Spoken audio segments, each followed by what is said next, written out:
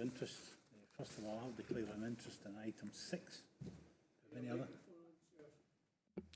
I'll declare an interest on item 6. Do you have any other items? And Councillor Rob. Okay. Move on. Okay, so I've just pressed for Councillor Rob if she can.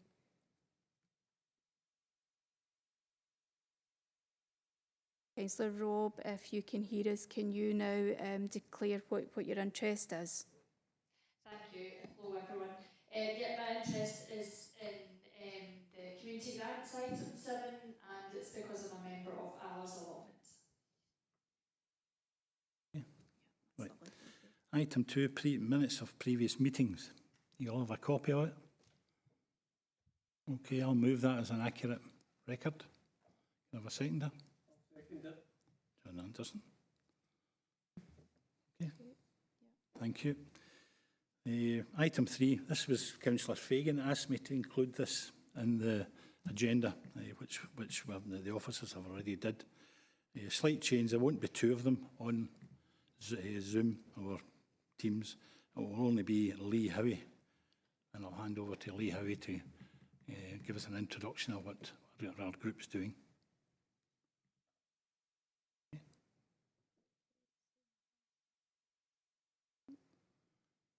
She'll be new to this, so if you just bear with us. Okay, Leah, can you hear us okay now? Okay. I'm Leah Howie and I am the chair of the Escobridge Women's Safety Committee, and I just want to say thanks a lot for inviting me along to speak today. So we're just going to talk a bit about the work that we've been doing. So our group got appointed after a friend approached me, and she talks about every single time that she went out or run, she's experienced some form of sexual harassment. Now she's an aspiring athlete and this was really impacting her work. And then a bunch of people was speaking about how they'd all experienced sexual assault in some way. And they talked about it like it was so normalised and it was such a universal experience. And I thought, this isn't okay. So I approached Lisa Cameron and she's appointed one of her staff to meet with the group.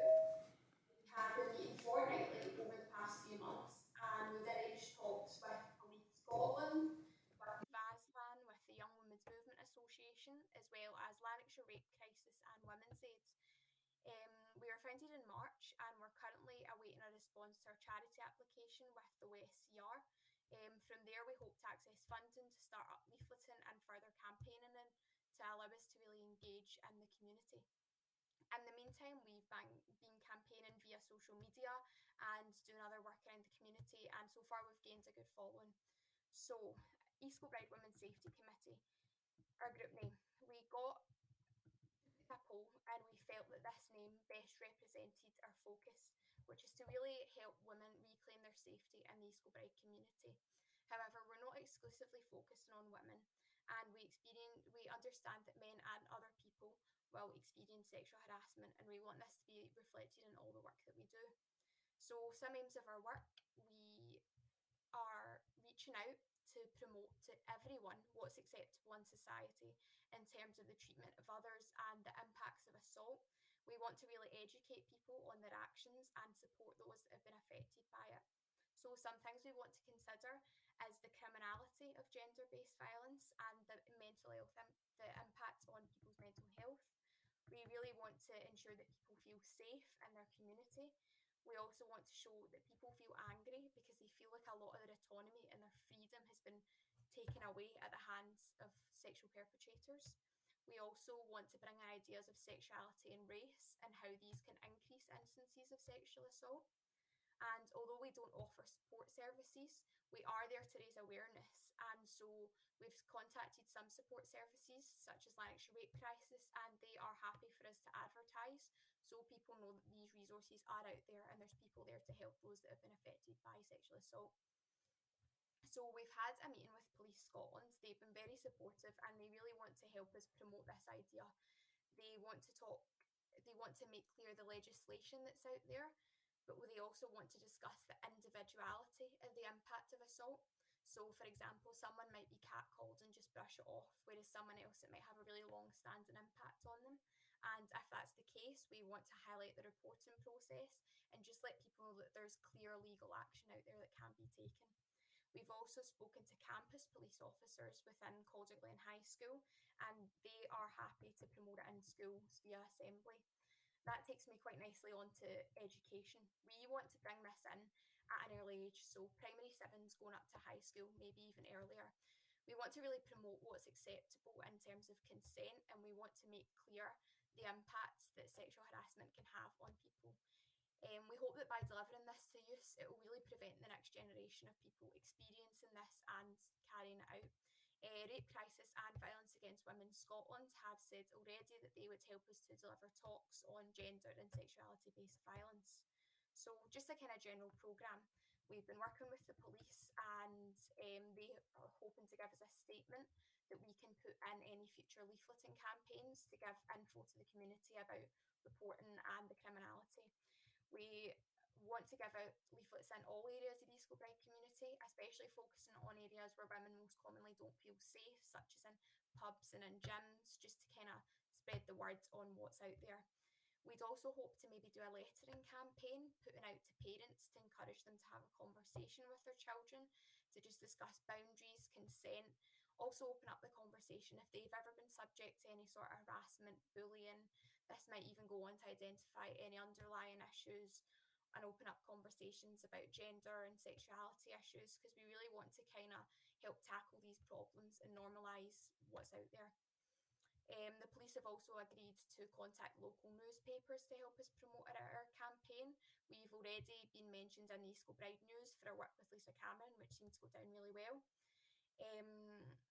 On to a bit more sporting, because that's kind of where we're founded in. We hope to get involved in the mental health charity football match that's taking place at the show park at the end of September, because we really want to promote the toll that it can have on people's mental health, and we thought that this would be a good space to do so. We also had the idea that as our campaign was started after a friend was assaulted by running, we hope to maybe one day do a Reclaim Our Streets run. This would be just a short run around Escobridge, maybe in the village, that anyone could get involved in to kind of raise awareness, do a bit of fundraising, get everyone together to kind of stand up against this very common issue. Also promoting the group on all social media platforms. This has worked really well so far, because it's allowing everyone to see our work. It's also allowing other organisations to collaborate with us, such as the Young Women's Movement Association. Now, they are the most long-standing and influential sort of feminist organisation in Scotland, and they're allowing us to one day do a takeover of their social media platform, where basically we would get access to all their accounts and be able to promote the work that we're doing Scotland-wide, which is really exciting. And through our social media, we've been able to run polls which have kind of discussed how people in Escobridge have been affected by sexual harassment, and some of the answers to that have really just highlighted what an important issue this is. So we asked, what was your experience? Very common things we got was catcalling on numerous occasions, alone and in groups, and this is really, well, it came up the most out of them all. So it's clearly showing that people don't feel safe in the streets. We also had reports of people who had been assaulted from a sexuality point of view, where they were told that they would be turned straight, which really just highlights how sexuality can impact and worsen sexual assault. We then asked, how does sexual harassment make you feel? Responses we got was degraded, dehumanised, small, worthless, fearful, scared to go out alone, scared to walk around in my own area, regardless of the time of day. People also felt angry at the audacity of the perpetrators. I don't think anyone deserves to feel like that, so really, really want to fight that. We then went on to ask, what do you want to see done about it to help reclaim your safety and confidence in our community? People want more punishment for those who commit assault and harassment, and they want to know what's out there, which hopefully we're trying to do. So we want to cover all these areas. We want to contact as many people as we can, and we hope to one day hold a big open day in the centre of Escobridge, which really bring the whole community together to tackle gender-based violence and promote a safer place for all, because that's what our community deserves. There's just so many ways to bring this issue to light. All we need is the funding for our leaflets and things, and the support from the community to allow us to bring this necessary change about. So that's it. Thank you for talking with me today, and if anyone's got any questions, please don't hesitate to ask. But thanks for having a listen. Thank you. Thanks for that, Leah. Do you have any questions?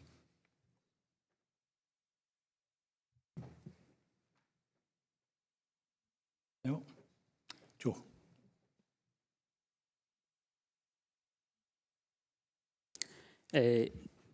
Thanks, Chair, and I should say and thanks for agreeing to take this as an agenda item. The committee I found out about when they came to speak to Eastmains Community Council, and I think quite powerfully put across the points that you've heard again today. And a lot of the points that they're raising, where they're talking about people's attitudes and perceptions, it might not appear that there is, but there is a crossover with a huge amount of the work that the council does on the ground, just in terms of making sure that our places, our local spaces are places where everyone can feel safe. So I really just want to thank you and thank Leah for coming over and making that presentation. I think the issue that kind of comes out from that presentation is that there's a fair amount of awareness raising to be done. So while our departments can work on a local level at how we make sure that lighting is appropriate and all the rest of it, there's a lot of awareness to be raised in order to challenge some of the assumptions that people have, and also just to let people know about the good work that the committee are doing. And I would suggest that maybe the next obvious step from this that maybe we could take from today is that we actually put the committee in touch with our communications service. And I'm thinking about articles in the South Lanarkshire View or some other resource that we can maybe make available to assist them in doing that awareness raising work that they've already made a great start on, and have already engaged a lot of people in. Okay, thanks for that, Joe. Could I ask Leah if you have any literature that you could spread around the Escobridge councillors? Well, we're hoping to. We've got kind of general documents set out, which I'd be happy to send over, but until there's been a massive backlog with OSCR and kind of getting our charity number forward, and until we get that, we can't really get funding for the kind of bigger like leaflets and stuff. But I'd be happy to send over all the resources we've created so far on that. Yeah. Yep. Okay. Thanks for that. Anybody else? Okay. Councillor Miller.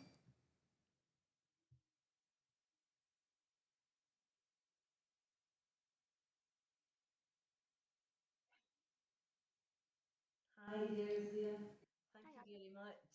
I remember before COVID being involved in the International Women's Day, and we did a Reclaim the Night walk, which I thought was fascinating because it's something that where we walked, I would have never have walked there on my own.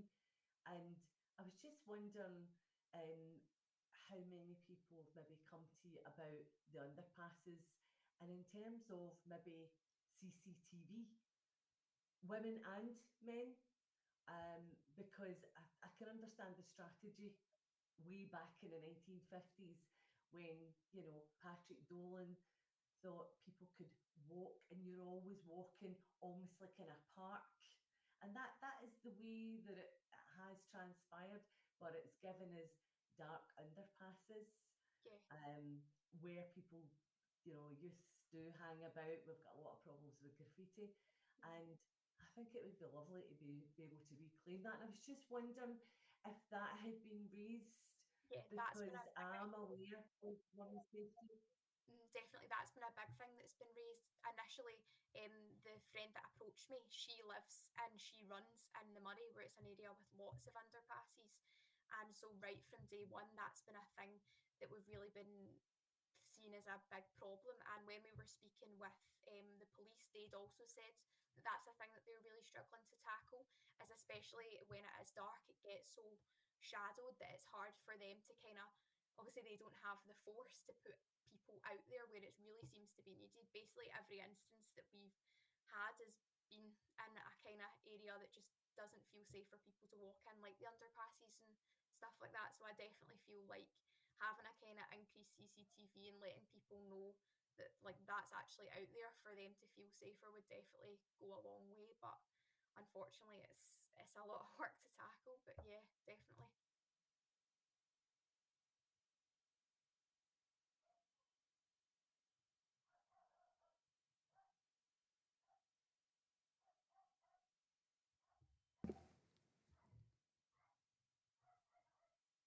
Thank you, Leah.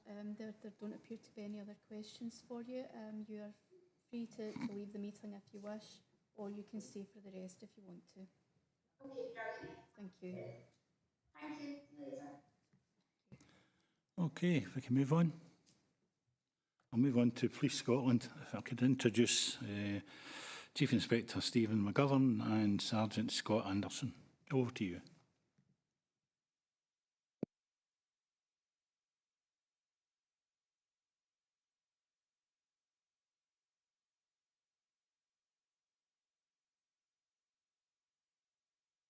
Thank you, Chair. Good afternoon, everyone. Thank you, firstly, for inviting myself and Sergeant Anderson along today.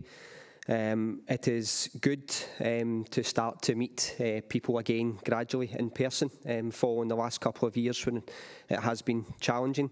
I'm Stephen Mcgovern. I'm the local area commander for the Escobridge and Straven area. And as I said, joining me today is Scott Anderson, the Sergeant, local policing community sergeant based at Escobridge, responsible for Escobridge and Straven as well. Scott's responsible for the local community team, the police constables, who I'm sure that most of you will have regular dealings with over the course of your own duties within the locality. Also supporting us at Escobridge are our response policing teams as well, who cover the 24/7 response of all matters relating to police within the Escobridge and Straven area. And we're further supported by local and national specialist officers, some of whom are located within Lanarkshire and some wider across the country. We are responsible for the local policing priorities within the locality, reducing violence and disorder, improving public protection, protecting people at risk of harm, tackling acquisitive crime and housebreakings, and reducing the harm caused by substance misuse. These priorities identified by consultation, and at this present time our future local policing plan, which is due to be re-evaluated and launched in the 1st of April 2023, has currently been reviewed, and the consultation is currently ongoing, where we're inviting constituents, residents, business owners, etc., to take part in the Your Police survey, which is available, which will help us shape the priorities moving forward. Next slide, please. Thank you. Councillor Miller was the first to mention COVID there since the start of the meeting. Post-COVID-19, as I say, pleased to say that face-to-face meetings are now returning gradually. The period March 20 to March 22 was really challenging for all within society. However, certainly from a policing perspective, it did not stop us carrying on with business as usual. During this period, our officers were able to adapt, attend meetings via MS Teams, and we engage with community council groups where possible via email, etc. However, we are now back returning to face-to-face meetings, and the discussion with Sergeant Anderson, just looking at community council meetings, etc., where we can start to get our officers back in to meet the public again face-to-face. During COVID, however, demand didn't stop for ourselves nationally during the last year. However, over 73% of our incidents, which were created to calls made to police, led to no crime being recorded, suggesting that the demand from non-crime matters is quite considerable. The service provision from other partners, third sector organisations, had to alter during COVID due to that lack of face-to-face opportunity and seeking other alternatives. However, as indicated, our partnership working didn't stop. Next slide, please. Our local officers still continue on a day-to-day basis to engage with our colleagues from South Lanarkshire Council, based within the housing teams, the anti-social investigation teams, within our partners in education, within the schools, within the social work department, and within our colleagues within HS Lanarkshire and the health setting.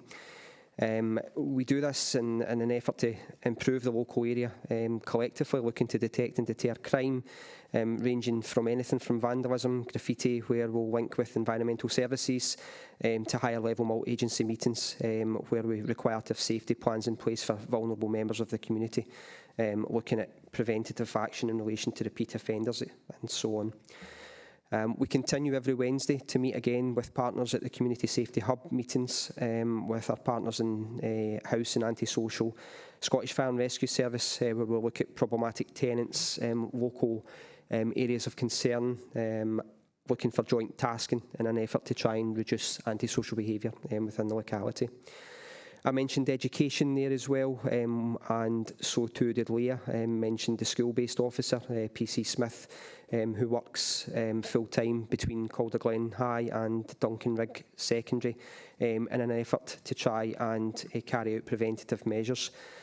Clearly, as indicated, with the closure of schools and online learning, and thereafter when the schools went back to a kind of gradual phased response, the challenges over the last 2 years in terms of having inputs, preventative inputs with our local children has been extremely challenging. Thankfully, the schools went back last Wednesday, Alan's back in full time, and those preventative plans will now start to properly take place. And we'll look forward to try and catching those children who missed those inputs. In terms of some notable highlights, I suppose, over the last year, over the 4 priorities, I've broken down and picked out a couple of highlights for your honours in relation to that. We acquired some funding through the Community Safety Partnership earlier this year, where we ran a plan in conjunction with the Scottish Fire and Rescue Service for a period of 9 weeks, from February through until the Easter holidays, targeting young people within specific areas, looking to try and incorporate diversionary activities in a longer term solution for them, looking to refer children on to the Fire Reach programme. And that was successful in that we managed to reach out to a selection of children, varying ages from S1 through to S4, and furthermore to those P7 pupils who were coming on to high school. 22 young people from the Escobridge area by the end of that programme had been identified and referred to the Fire Reach programme for diversionary activity and further education, looking for prevention there. And over that period as well, we were able to deal with young people through various incidents that were reported to the police, that we were able to focus our attention, trying to engage with those children and educate them.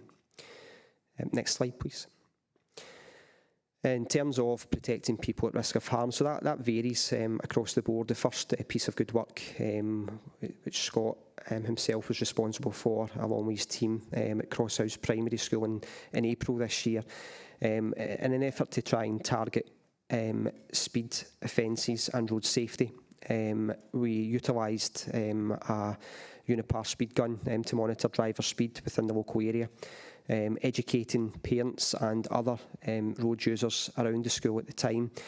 We then used that as a bit of an exercise where the speeding figures were fed back into the school and the data used to compile a maths project for the children who attended the school, so quite a bit of innovation. The kids were able to determine the average speed of the vehicles involved, show the dangers of being in excess of the 20 miles per hour speed limit in the 20s zones and the 30 miles per hour zones as well. We then fed that back to the children, to their parents, or through the children to their parents at home, to try and further educate that process, and some leaflets provided. Again, I've discussed that with Scott, and we'll look again now that the schools are back to seek other areas where we can potentially do that, linking in with the local media, and see how we can try and again improve that road safety aspect within the locality. As recent as last month as well, there was a Festival of Food Inclusion event held within Escobridge Shopping Centre, where various foods from around the world were prepared by some of the residents who are currently within the Bruce Hotel in Escobridge. These were then available for sample by members of the public and other guests who attended. There was an excellent attendance from the local community, which helped break down some barriers and dispel some misconceptions about those currently resident within the Bruce Hotel seeking asylum. We were fully supported in those efforts by other partner agencies, and some elected representatives were in attendance at that event as well. And again, looking at other ways in which we can engage with the communities now that COVID has passed, and we move into the recovery phase, and seek to try and encourage other face-to-face events where we can get that community engagement going on. In terms of the housebreaking and acquisitive crime, during COVID, we had a real spike in the theft of pedal cycles within the locality as well, where bikes were really sought after, couldn't be purchased within local shops, and subsequently we had an increase in thefts there. As a consequence to that, and moving forward, we carried out earlier this year a bike marking scheme whereby members of the public were encouraged to bring their bikes and get them marked. That was done in conjunction with the Escobridge Town Centre, and encouragingly there was a reasonable attendance at that event as well, and more encouragingly the theft of pedal cycles this year has dropped significantly. Furthermore, in terms of other good work carried out by your local officers, in July this year, a male who we identified through inquiry had been responsible for 4 separate housebreakings within the Escobridge locality over a 24-hour period. That individual was identified through extensive inquiries by our local officers located at Escobridge, using what a vast majority of members of the public now have as well, in terms of the ring doorbells, the Nest doorbells, the Nest cameras and the ring cameras, which are greatly assisting us in terms of our investigation and our inquiries. That male was subsequently remanded at that time and is currently awaiting trial, so a good bit of work there. And furthermore, within the Straven locality in June, again a 48-year-old individual responsible for a series of shopliftings in the area, again charged with multiple thefts in relation to that, and now has bail conditions not to enter any of the mainstream retailers. And again, just for information in relation to that the individual himself was not stealing for the purpose of consuming the food. It was more in terms of or the items, it was more in terms of selling those items on to fund himself and other things. And finally, in terms of reducing harm caused by substance misuse, again, in terms locally and national officers involved in some of these, good work by local officers in the first instance in March this year in Escobridge in terms of a cannabis cultivation where over 200 plants were recovered with an approximate street value varying between £50,000 and £100,000 depending on the makeup of that. Furthermore, within Kelvin Industrial Estate, earlier this year as well, within an industrial unit there, we came across a cannabis cultivation where over 1,000 plants were recovered. The street value there was approximately £800,000. That inquiry is still ongoing at present, and it gives you an indication of sometimes the level of inquiry and the time that gets spent into some of these inquiries as well. And furthermore, a significant drugs and recovery, albeit almost a year ago in College Milton Industrial Estate, where a 40-year-old male was arrested and a substantial amount of cocaine and heroin recovered.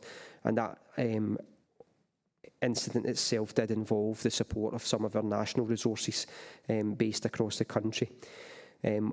All of these pieces of work, however, would not be possible without the support of our local communities. We can only act upon the information which we are in receipt of, and we heavily rely on the support of our local communities and feeding that information and intelligence into us for us to properly analyse and disseminate thereafter, and look to try and seek to take action on that. those 4 areas, Your Honours, as I say, are a whistle-stop tour of the work that has gone on in the last year from your officers within Police Scotland locally at Escobridge and Straven during what has been an incredibly challenging period for everyone, not just within Police Scotland but wider. And, you know, certainly from my own perspective, I thank yourselves for the support that you give us as well on a day-to-day basis, and the engagement and obviously the work that goes on within the local communities and the work that goes on with the constituents. I'll pause at this time, and myself and Scott happy to take any questions which you may have. Thank you. Right, before I bring everybody in for questions, I've got one for the Chief Inspector. I realise the difficult job you've got, but can you tell me when you think we'll ever get back to proper community policing, where the community cops who are allocated to our wards actually stay in the wards instead of getting them used all over the place? Thanks.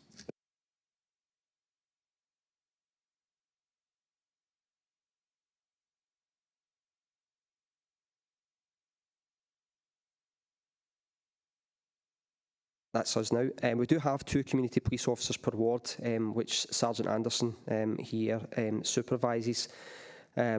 Clearly there are times when we do have no other alternatives but to utilise those officers where the greatest risk, the greatest priorities and the greatest demand is at the material time. And, you know, it sometimes can be to the benefit of other wards, sometimes it is unfortunately to the detriment of the ward where the 2 officers have been taken from. But be rest assured, you know, we do have 2 officers in each ward within the Escobridge and Straven areas at this time, and where possible we absolutely will keep them within their ward areas. However, if there is a more priority ongoing at the time, then we will relocate them to try and resolve that matter timely rather than allowing that matter to escalate. Thank you. Any questions? Davy. Thanks, Chair. It probably follows on from Archie's question there about community cops, and I would probably, I'm not so much hung up on specific cops in each area, because I appreciate the work you've got to do across the town, and folk will get dragged from here to there. But what I would probably ask for is it possible to get back to at least getting a contact for each area or that we can go to? Inevitably, I end up emailing yourself or David Docherty, because in reality, I don't know where else to go. And I know it's probably going to top right away, but the reality is if I could go to somebody else that I knew further down, there used to be generic email addresses for each ward as well, but how they were monitored, I'm not sure if that's the way to go either. But I think it would be helpful if we at least had a contact for each area, or somebody that we could go to that would, you know, then disseminate that information without going to yourself or David on it. And just another point, again, it's nothing to do with you, it's a comment more than anything, that constituents contact 101, and in reality it doesn't work, in so much the frustration that folk get when they try to get on the phone line, and then it's sort of, can you wait 20 minutes, can you wait 30 minutes till we get round to your call? It might not be an emergency, but it still needs addressed probably quicker than that. And when they say, I've had comment as well about sending emails into that service as well, and then it just seems to get lost somewhere. So how that works again, but I appreciate their comments maybe not getting addressed by you, but further up the chain, but I think it's worth well noting. Yeah, thanks. Okay, thanks for that. Gladys Miller. Sorry, David. I have pressed my mic's now on.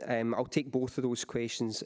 Firstly, the email contact, so I'll take an action for that, and I personally will ensure that all email contacts for each ward officer is circulated to all members, so there is a direct contact, a direct email address.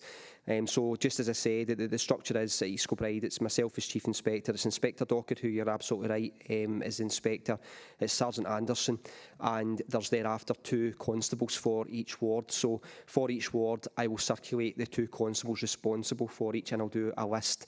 There is obviously a contact number as well for myself, David and Scott, which I will also circulate to members as well, so that you have direct access to ourselves by telephone without having to go through the 101. The only caveat to that I would ask that that's not circulated any wider than members for that, so I will take that on. And in relation to your comments regarding the 101, that's coordinated by our Command and Control and Contact division. However, I will feed back your comments to the appropriate channels there in relation to that, Councillor Watson. Okay, Davy.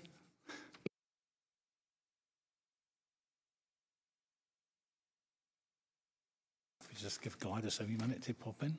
Yep. Stephen, I just wanted to thank you and your officers for the commitment that you've given to our communities. The local officers in my ward are very proactive, and I know it's a difficult thing keeping the same people because there's a lot of promotions and people move on. Just for an example, I mean, I had a couple of speeding complaints and a few stretches of road, and the local officers agreed that go out with speed gun. Now, I know they're really busy, they've got other really important work to do, but they did. And the residents either saw the officers or they heard about it, and they were delighted because they said, we're being listened to. And it was putting people off then speeding down these roads. And it's just all these, street stalls, all these proactive approaches.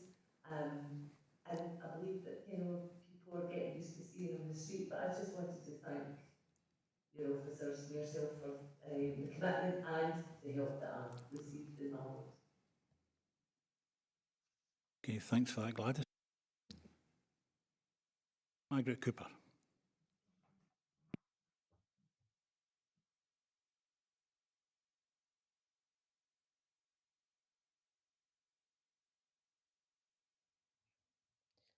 Can you hear me okay? Yep. Yeah. Yes. I wondered if you could send the information out to myself and maybe the other councillors, who the officers are that are usually covering Straven, Chapelton, Old House, Gilmerton, Sanford area. I do see officers and speak to them in the park quite regularly, but it would be good to have contact details and yourself and the inspector, so that if I need to email anybody, I can do that. Thanks. Thank you. No, thanks, Councillor Cooper. I'll circulate that list for all 12 officers to all members for each ward area, so I'll do that for everyone. Thanks very much. John Anderson. Thanks, Chair. Just for the record, I'm no relation to Sergeant Scott Anderson there. It's quite a popular name in Scotland here, so welcome to a fellow Anderson. We heard from Leah about the underpasses and the fear of walking for particularly women, not just women, but particularly women. I've had a few cases where students from St Andrews and St Bride's who are going in and out at different times because of free periods and things like that, they're greatly concerned when they're walking to the bus stop at the town centre because of the folk who hang about at the underpasses and just above it, mainly drinking. And I'm just wondering whether something the police can do, given it's so close to the station, whether they could have more police coming through that area and disrupting them and moving them on. Now, I'm not saying they've actually caused any damage or harm, but certainly I've had a few people say that they are concerned. And some of them actually walk around the long way rather than come to it, and they're just getting off the bus or getting on the bus. So I'm just wondering if there's something you could do about that. No, thank you, Councillor Anderson.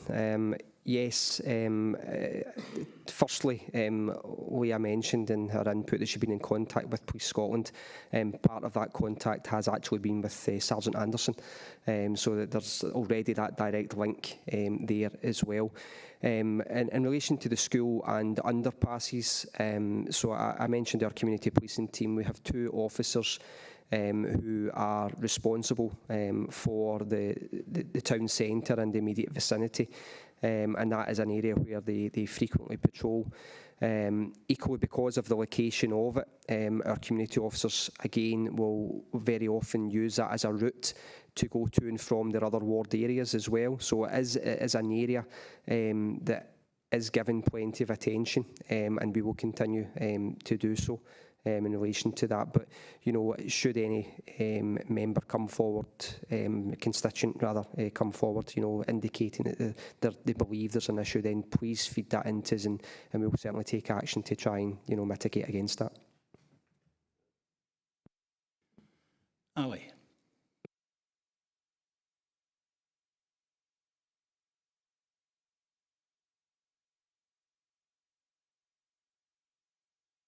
Can you hear me? Yes. Okay, thank you very much. Thanks, Commander, for your presentation, and appreciate your efforts within our communities, and understand our face-to-face meetings is starting shortly, and appreciate that that will be supported as well. Since my first election in May, I've heard few constituents or locals talking about car racing in the area. And since I wasn't involved, I didn't know about this. But recently, I have received an email from a constituent saying that he complained about, you know, late night racing in Westmains area and Westmains Road area and Arrotsall Road and College Milton Industrial Estate area, and it's quite late in the evening and makes too much noise, and people feel, you know, uncomfortable. One of them said they have reported it on the 19th of July and have a police incident report number. He actually provided that number. And since then, apparently, there was no contact from the police to them. The email said to him that a police officer will be in touch for further, you know, details and stuff.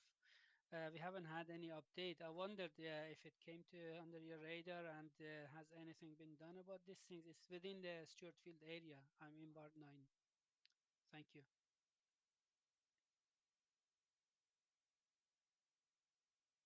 Thank you, Councillor Salamati. Yes, so twofold again then in relation to that. The specific email you're referring to from the resident, I'm not cited on. However, if you can forward that on to me, I certainly will ensure that contact is made with that resident in terms of by way of follow-up. I am aware of the report that you refer to in terms of allegations of car racing within the Escobridge locality. There was a pre-planned meeting, calling it a meeting of various cars within the College Milton Industrial Estate, where we did attend and we did take action. That car gathering, if you like, we engaged with our road policing colleagues, the road policing inspector, who had ensured that we had specialist road policing officers there to check out the vehicles concerned. Those vehicles, incidentally, thereafter made their way across to the Hamilton locality, where there was some, not issues, but a gathering within a nearby retail park to here in relation to that. It's since been displaced actually to North Lanarkshire, where the last met in Birkinshaw just at the tail end of July. So I am aware of the area and the report and the concerns. As such, again, I mentioned a road policing inspector there. Our road policing colleagues do often patrol, particularly the Kingsway and the Queensway, which are the dual carriageways within the locality. And they not only do that within marked vehicles, they also do that within their unmarked vehicles in an effort to try and detect and deter and enforce any relevant legislation.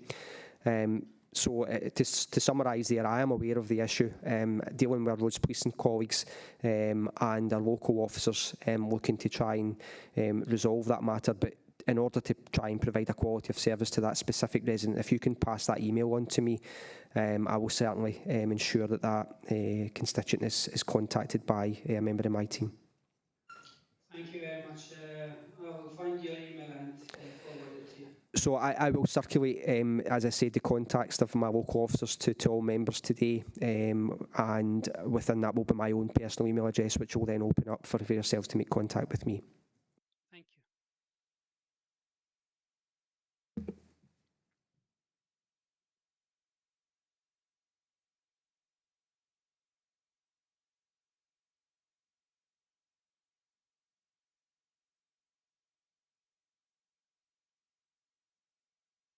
Can you come, Elsie?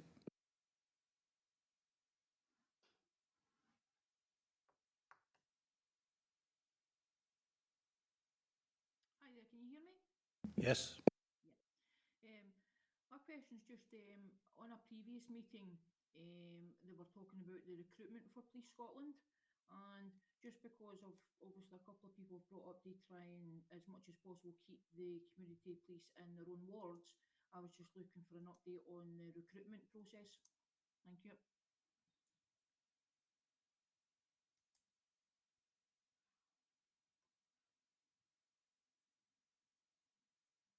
Certainly, Councillor Frame, absolutely. Police Scotland are actively recruiting. As recent as a week past on Monday, I had 9 officers start within my own subdivision. Now, my areas of responsibility also include Rutherglen and Cambuslang, as well as Escobridge and Straven. So collectively, I had 9 officers start, and I know that for a fact that I'll have more officers. The numbers as yet I don't know, but there will be more officers starting within my subdivision this coming December.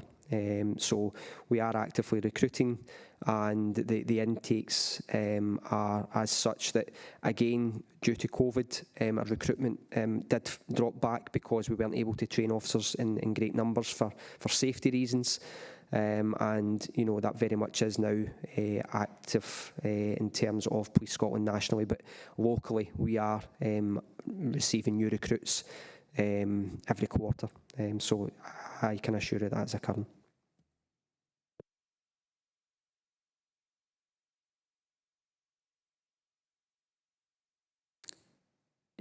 Thanks, Chair. And first of all, I think it's encouraging to hear about the work that's been done to disrupt some of that racing on the dual carriageways in Escobridge. It's a recurring issue that comes up with the community councils I attend. I think the only way to deal with it is to disrupt it and let people who might be choosing to race on those particular roads that know that they might get caught. So that's encouraging. It's linked to that. It's another roads issue. Since again is a recurring issue for me, and last year the local policing team in my area were really helpful in sort of undertaking a kind of walkabout in the village area in Escobridge with some residents to try and explain what they can and cannot do. But because the issue hasn't really gone away, we've seen since the pandemic an explosion in deliveries, Deliveroo, Just Eat, lots of lots of ordering on apps. A lot of businesses opened up takeaway, sort of food outlets basically opened up a takeaway service. They didn't have one before. It's really what allowed a lot of them to survive the pandemic. So in a ward like mine that includes the village in Escobridge, but it's not specifically an issue in the village in Escobridge, you have a lot of these outlets clustered together.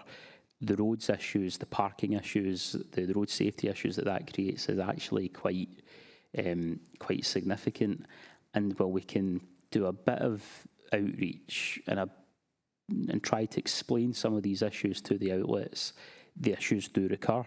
So I'm just, given that the pavement parking legislation is still working its way through, I think we're on to the secondary legislation now working its way through the process, and enforcing that will require a resource to come to councils. I'm just wondering if there is any particular response that you'd suggest to that ongoing problem, because wherever you have a cluster of food outlets, we are now getting some real recurring road safety issues that don't seem to be going away, because I don't think that model of business is actually going to go back to what existed pre-pandemic.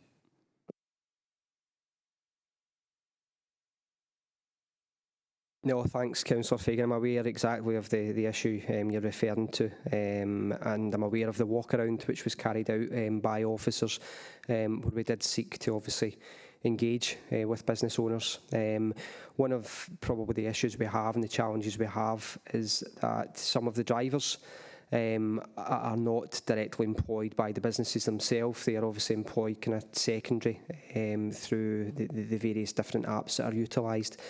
And again, you know, in terms of educating drivers, trying to do what we can, I know certainly in the village there's close to the curbside there's bollards, which negates the parking and pavements, which does help.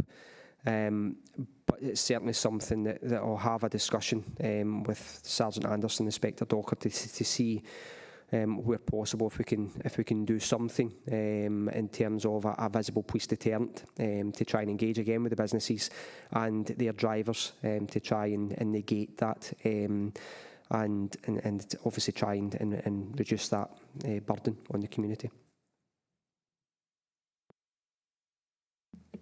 Okay, thanks for that. Gladys.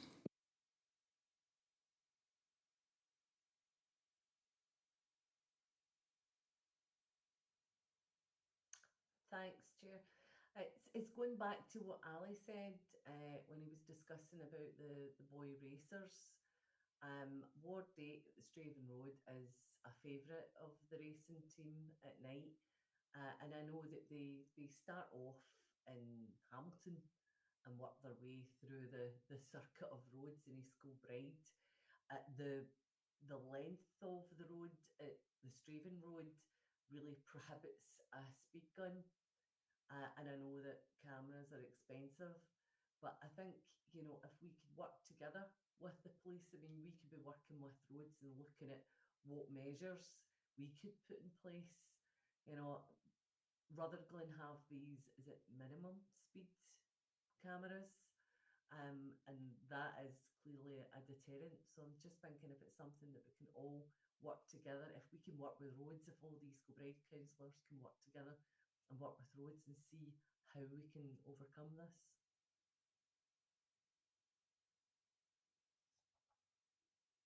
No, thank you, Councillor Miller.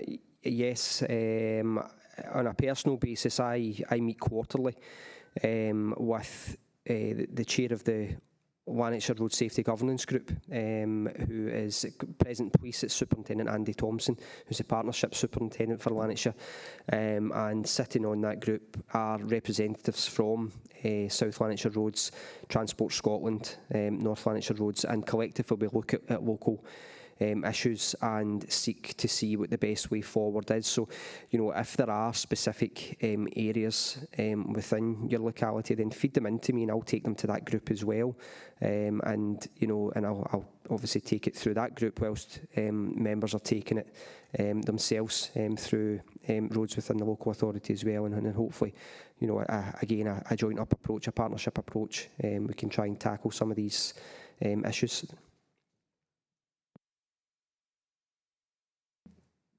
Okay, thank you. Any further questions for the police? No. Okay, I'd like to thank both of you for coming along this afternoon. Thank you very much. Before we move on to the next item, I'll allow you a brief break of 10 minutes. Okay, thank you.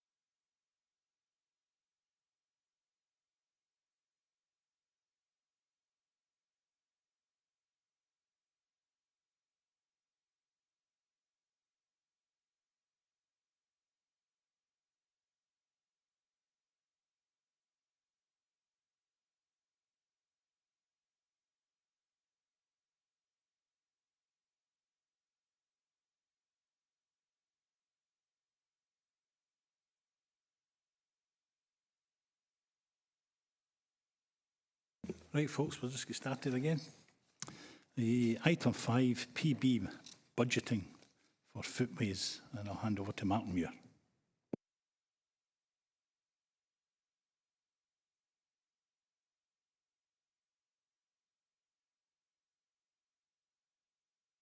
Thanks, Chair.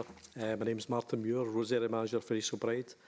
I'll try and keep this fairly short. I'll go over the recommendation first, a bit of the backgrounds, a bit in the outcomes, and then I'll open up to members for questions if that's okay. In terms of the recommendations, the committee's asked to note the outcome and level of engagement for the participatory budgeting consultation exercise to identify £2.5 million of footway resurfacing projects. I'll refer to it as PB from now on because that's it can be quite difficult to say. In terms of background, last year's PB scheme was on both carriageways and footways, but the bulk of the funding was largely in carriageways. This year's PB exercise has been spent solely on footways. And as I said, that £2.5 million spend. Paragraph 3.3 shows the split between the 4 geographical areas, and it's based on network length. So that table, page 7, shows Escobridge's share, which is 28.9%, and that equates to £722,500 spend. We decided on 3 thematic options for the vote. First one being minor and residential footways, second major oblique distributor footways, and the third was footways in business areas.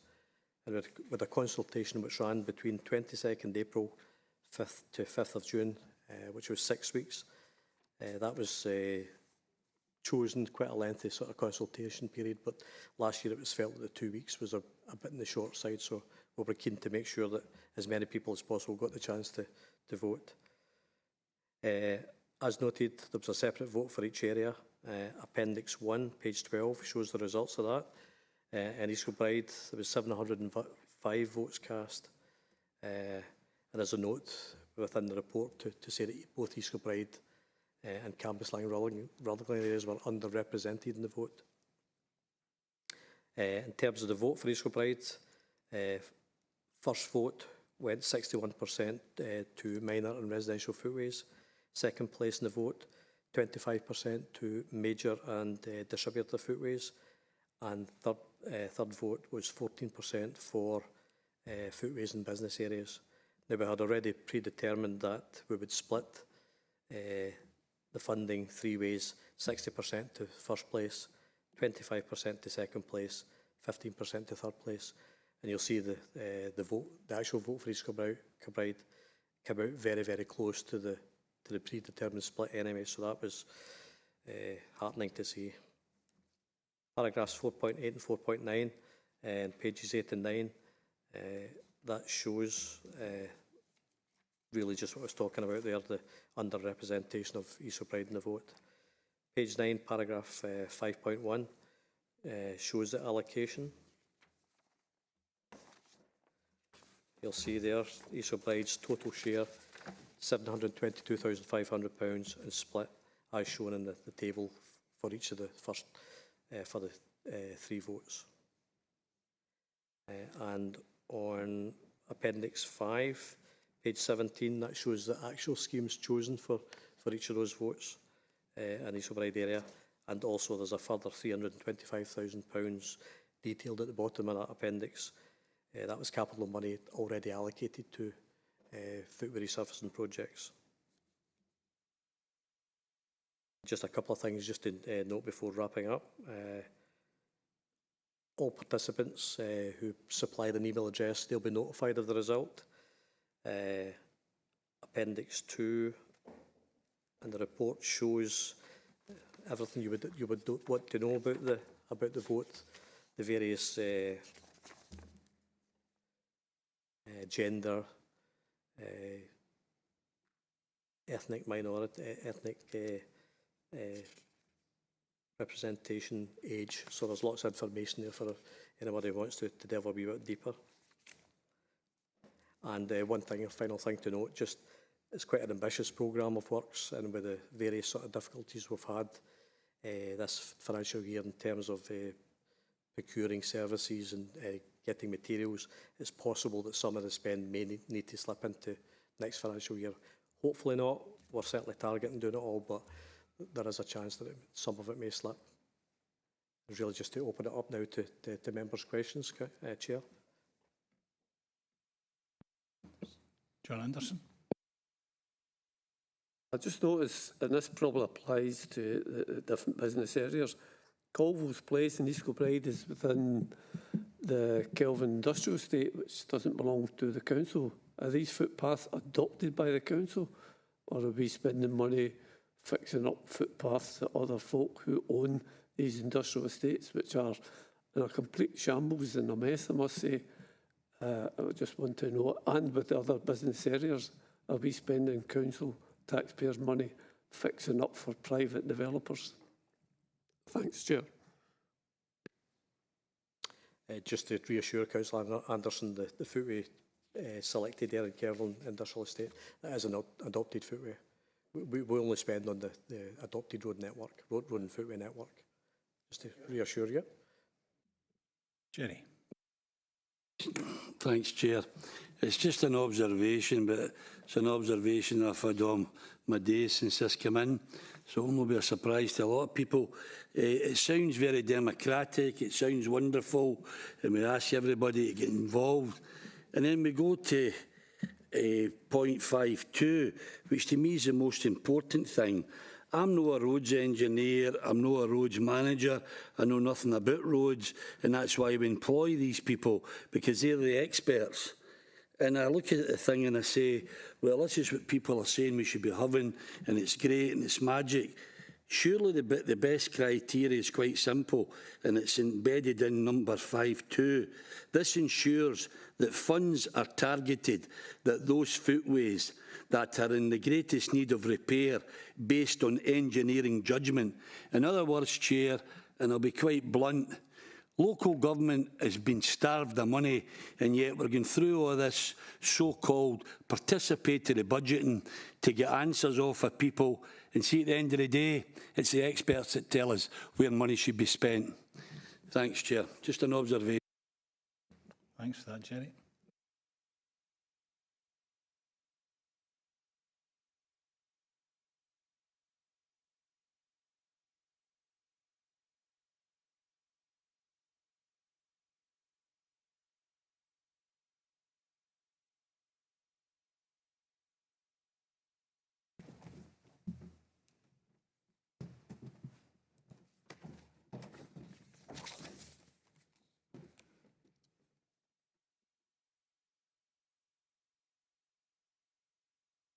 Okay, thank you. In the absence of Councillor Buchanan, we have no Deputy Chair present with us today. Can I have a nomination to take the chair for this item of business?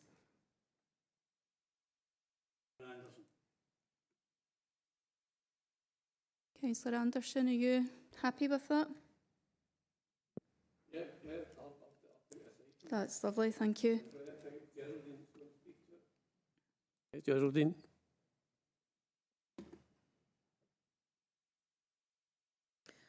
Thank you, Chair.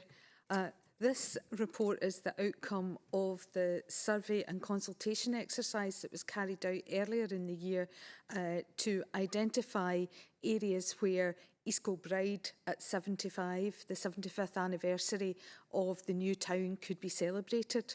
It was very much community focused, and the community were heavily involved in determining the areas that they would like to see the money spent. The intention was always that it should be community led and community focused. To that end, between March and April, the community were invited to submit ideas via a survey which was carried out both through social media, online, telephone, and in the community itself through the various community organisations. And they had identified 10 areas that could be covered that they would like to see represented as a good way of celebrating Escobridge. So that survey result was then published and applications were invited. And from that, you'll see in section 2.1 of the report, there are 9 grants that were recommended for approval. Now, these had to be done through delegated authority because all the elected members had something else to worry about at that time, because you were all heavily engaged in elections.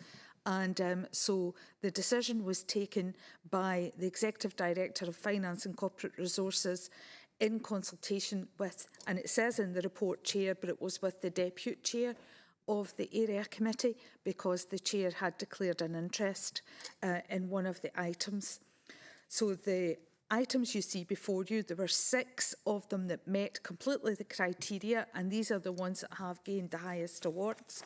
And then there were 3, the last 3 in the reports that were deemed to be worthy, although they didn't meet the criteria.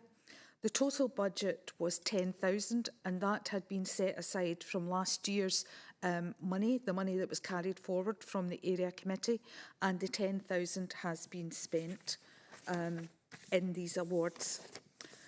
So I'm just asking you to note that the various awards listed at 2.1 of the report have been made, and I'm happy to take any questions. Thank you, Geraldine, and I'll open it up for questions, but I'll need the clerk to keep me right here because I have no access to who is requesting to speak, either in the hall or online. Okay, that's fine. I have Councillor Robb. Just ask them to speak, please. Okay, there's sometimes just a short delay, so we're waiting for Councillor Robb to speak. Okay. Kirsten. Thank you. Couple of questions.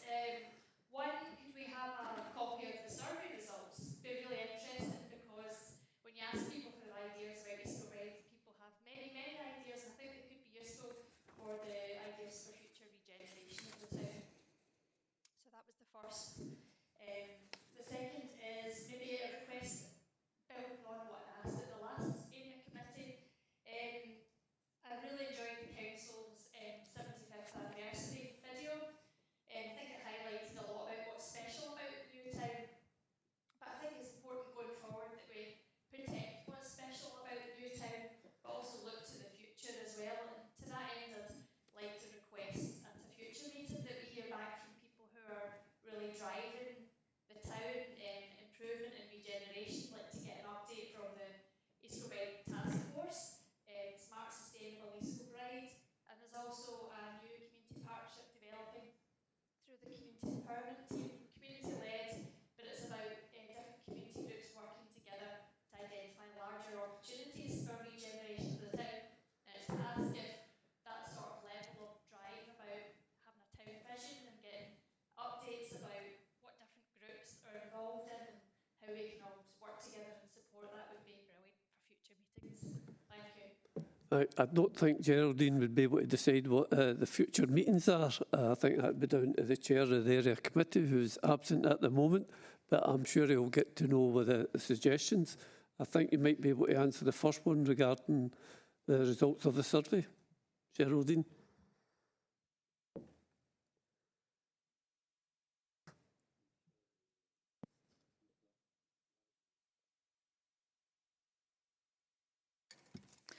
I'm happy to issue the results of the survey to all the members here. We did publicise them on the website and on social media, but I'll distribute it round again. Okay, thanks, Geraldine. So that's been taken on board, Kirsten, and I'm sure the chair will take cognizance of the other suggestions you have. Is there any other questions, clerk? None. No. Okay, I'll move the report. Can we agree with the report? Yep, okay, thanks. Can we ask Councillor Buchanan to come back in? Thank you. I'll sign off.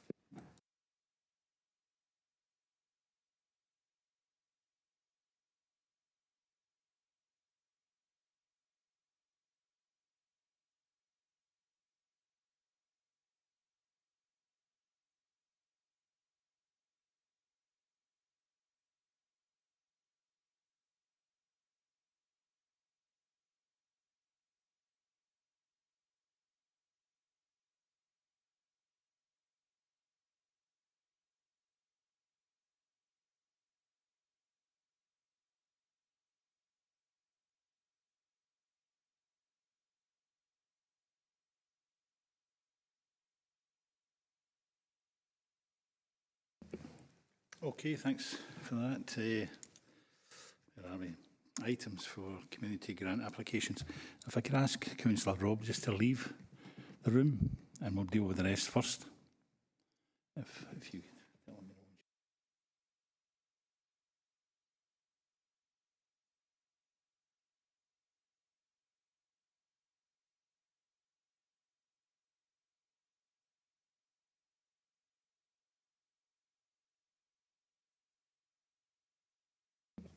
Okay. Right, can I take it? We'll take them all apart from Councillor Robb's. No, if we take Councillor Robb's and then we'll invite back into the rest. Okay. Right, we'll take Councillor Robb's one, which is the Allers allotments. Item C. Item C. Just have a wee look at that.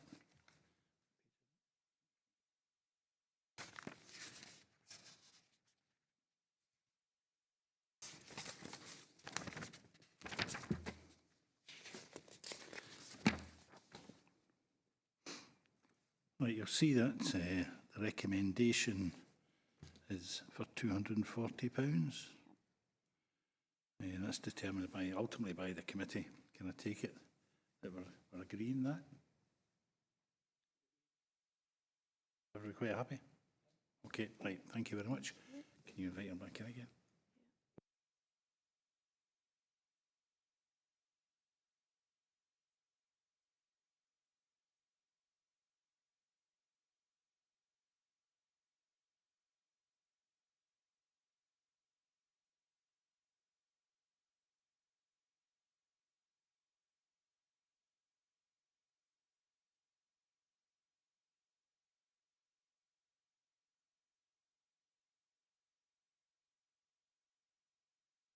Okay, that's Councillor Robb back with us. So can I take it we can take them all together? Are we all quite happy with that? Agreed. Thank you very much. I have no other further business and there's nothing urgent. So thank you very much for your attendance.